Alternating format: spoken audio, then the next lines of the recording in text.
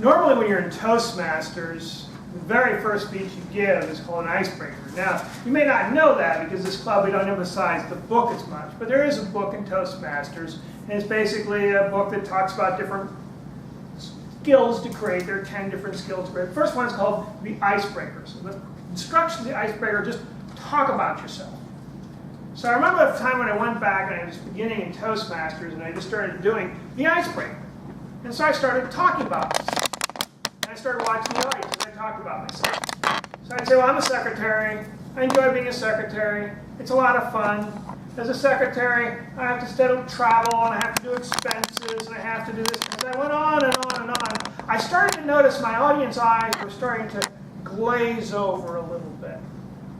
As I kept on talking more and more about what I was excited about, what I was interested in, these sort of things, it glazed over. Sort of like, you know, when you've been watching a movie for too long and your eyes just kind of start to glaze over.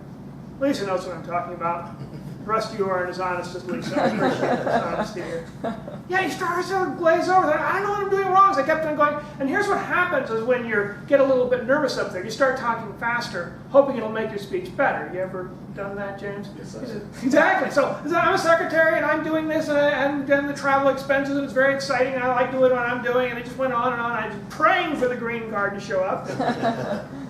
You know that experience. And it just went on and on. It was just horrible. And afterwards I kept thinking, what's wrong?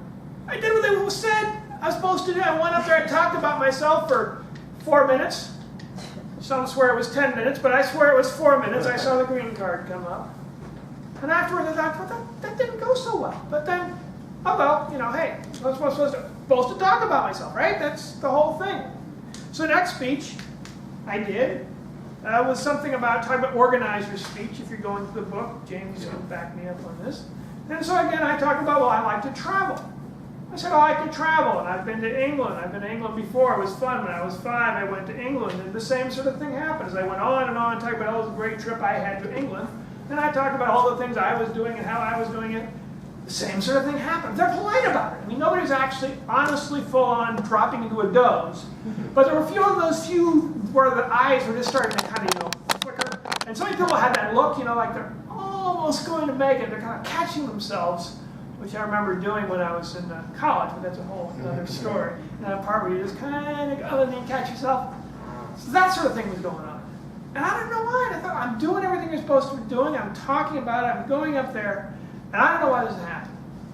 So after a while, I just decided, okay, well, I'm just not getting the hang of this. I'm just going to drop out and just see if it gets better. If I just feel more like it. It's not comfortable going up there. I'm doing what I'm supposed to be doing. I'm not getting the reaction I want. I'm not getting the engagement. I don't know what's going on. You've had experience of just frustration. You try something, you just finally give up on it. So that's where I was. I gave up on it. Now, there's a guy at our club, Rocky Romero, which some people already know. Ken knows very well. Heard about many times. Anyway, he's a nice guy. He's about a tall guy, black hair, and he's a salesman, kind of a promoter for the club. Really like to promote the club. So he came to me and said, Tim, why don't you go up there and speaking? He says, well, Rocky, I go up there and speaking, but the people don't seem to be engaged. They don't seem to be interested. They don't seem to be brought into it. I said, well, Tim, you talk about, I did this and I did that, and you don't seem to really be aware of the audience. I said, Rocky, isn't that what you're supposed to do? Are you supposed to go up there and talk about I did this and I did this and I did this sort of things? He said, Tim, you don't do that unless you're in front of a psychological analyzer. If you're going to your shrink, go ahead and do that. But otherwise, don't do it. He says, okay, Rocky, what do I do? And then Rocky started talking about, well, Tim, what you want to do is that you want to use the word you. James already knows this. He's heard a lot in the speech, right?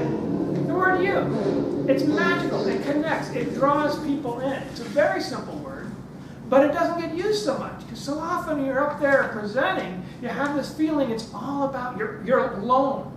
It's just you up there. So you said, I did this and I did that and I did these things because there's nobody else. It's just you. You're all alone up there. But actually, in reality, there's this whole audience out there in front of you.